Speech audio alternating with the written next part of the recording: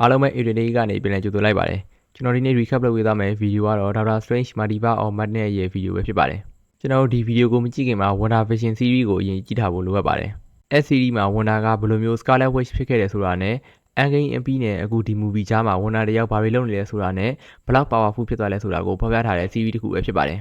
ကဲကျွန်တော်တို့ဒီလောက်ဆိုရင်ဗီဒီယိုရဲ့သဘောတရားလေးကိုနားလည်ဖြစ်လို့ကျွန်တော်တို့ဗီဒီယိုလေးကိုစလိုက်ရအောင်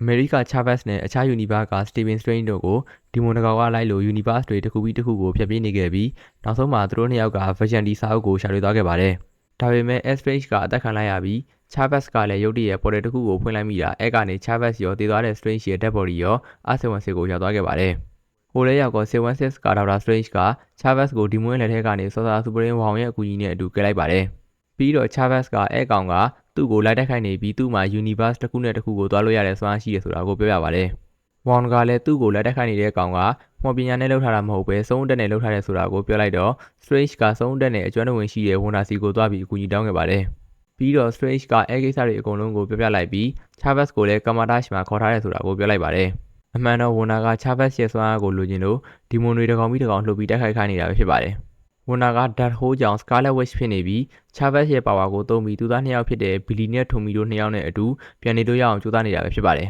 ။အမှ Wanda က Strange ကို Chavez ကိုသူ့လက်ထဲအပ်ဖို့ကိုပြောလိုက်ခဲ့ပေမဲ့ Strange ကညှင်းလိုက်တော့ Wanda က Kamar-Taj ကိုလာပြီးတိုက်ခိုက်ခဲ့ပါတယ်။အမှသူတို့တိုက်ခိုက်ကြရင်နဲ့ Wanda က Chavez ကိုဖမ်းမိသွားပြီးတော့ Chavez ကလည်းရုတ်တရက်ပေါ်တဲ့တစ်ခုကိုဖွင့်လိုက်မိပြီး Strange နဲ့အတူ R838 ကိုရောက်သွားခဲ့ပါတယ်။ Wanda ကလည်း Dark Hole ကိုသုံးပြီးသူတို့နောက်ကိုလိုက်ဖို့ Dream World လုပ်ခဲ့ပါတယ်။သူကအဲ့ကဘာမှာရှိတဲ့ Wanda ကိုထိန်းချုပ်လိုက်ပြီးတော့ Strange တို့ကိုတိုက်ခိုက်ဖို့ကြိုးစားခဲ့ပါတယ်။သူအဲ့လိုလုပ်နေတော့ Kamar-Taj မှာအသက်ရှင်ကျန်ခဲ့တဲ့ Sorcerer တယောက်ကသူ့အသက်ကိုစတေးပြီးတော့ Dream World လုပ်တာကိုရပ်ဖို့ Dark Hole ကိုဖျက်ဆီးလိုက်ပါတယ်။အဲ့ဒါနဲ့ Wanda ကလည်းသူ Dream World ဆက်လုပ်လို့ရအောင် Wand ကိုဖိအားပေးခဲ့ပြီး Dark Hole ရဲ့ power တွေရှိတဲ့ Wanda God တောင်စီကိုခေါ်သွားခိုင်းလိုက်ပါတယ်။ Strange နဲ့ Chavez ကလည်းသူတို့နှစ်ယောက်ရောက်နေတဲ့ကဘာမှာအကူအညီတက်ရောက်ခဲ့ပေမဲ့အဲ့က Sorcerer Supreme ဖြစ်တဲ့ Karen Mordo ကသူတို့နှစ်ယောက်ကိုဖမ်းလိုက်ပြီး Illuminati အဖွဲ့စီကိုခေါ်သွားခဲ့ပါတယ်။ Mordo, Peggy Carter, Blackboard, Maria Rambeau, Red Richard နဲ့ Charles Xavier တို့ကအဲ့ကဘာက Illuminati အဖွဲ့ဝင်တွေဖြစ်ကြပြီးသူတို့ကဘာက Strange က Dark Hole ကိုသုံးလိုက်မိပြီးအခြားကဘာမှာ incarnation ဖြစ်သွားတဲ့အတွက်အဲ့ဒါကသူတို့ကဘာမှာလည်းဖြစ်မှာဆို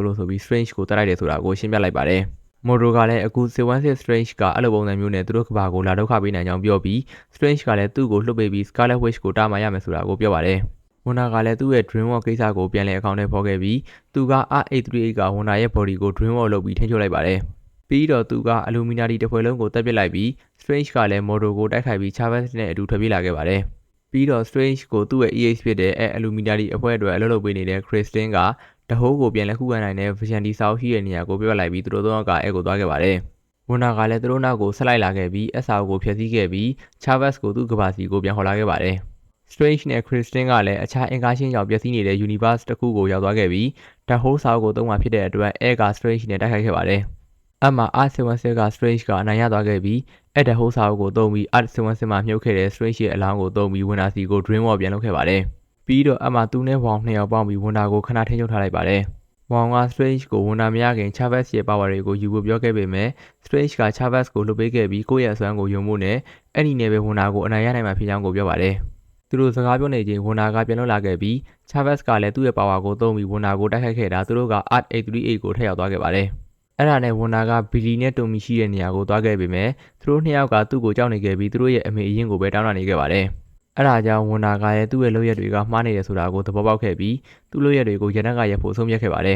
။ပြီးတော့သူကသူ့ကဘာစီကိုပြန်လာခဲ့ပြီး Wanda God တောင်ပါဝင် universe တိုင်းမှာရှိတဲ့ Dark Hole ကိုသူ့ကိုယ်သူစတေးလိုက်ပြီးတော့ဖျက်ဆီးလိုက်ပါတယ်။ Chavez ကလည်း Steve ကိုပြန်လာခေါ်ခဲ့ပြီး Christine ကိုလည်းသူ့ universe စီကိုပြန်ပို့ပေးခဲ့ပါတယ်။နောက်ပိုင်းမှာ Kamar-Taj ကိုအသက်ရှင်ကျန်ခဲ့တဲ့ Sorcerer Supreme တွေကပြန်လည်ပြုပြင်ခဲ့ပြီး Chavez ကလည်းအမှားပဲသူ့အစွမ်းတွေကိုသုံးတတ်အောင်လေ့ကျင့်နေခဲ့ပါတယ်။ Strange ကလည်း Dream World လုပ်ခဲ့ပြီး Dark Hole ကိုအသုံးပြုခဲ့တာကြောင့်သက်အိုင်းကိုရရှိသွားခဲ့ပါတယ်။ Main Criticism မှာ Strange ကို Sorcerer တယောက်ကလာခေါ်သွားခဲ့ပြီးသူ့လုပ်ရက်တွေကြောင့်ဖြစ်ပေါ်သွားခဲ့တဲ့ incarnation တွေကိုသူကိုယ်တိုင်ပြန်ပေးရမယ်ဆိုပြီးလာသတိပေးခဲ့ပါတယ်။အဲ့ဒါနဲ့ Strange ကလည်းသူမနဲ့အတူ Dark Dimension ကိုလိုက်သွားခဲ့ပါတယ်။အားလုံးပဲဗီဒီယိုလေးကိုအဆုံးထိကြည့်ရှုပေးတဲ့အတွက်ကျေးဇူးတင်ပါတယ်။နောက်တစ်ပုဒ်မှာ Wakanda Forever ရဲ့ဗီဒီယိုနဲ့အတူပြန်လာခဲ့ပါမယ်။ဒီလိုနေ့ပါ။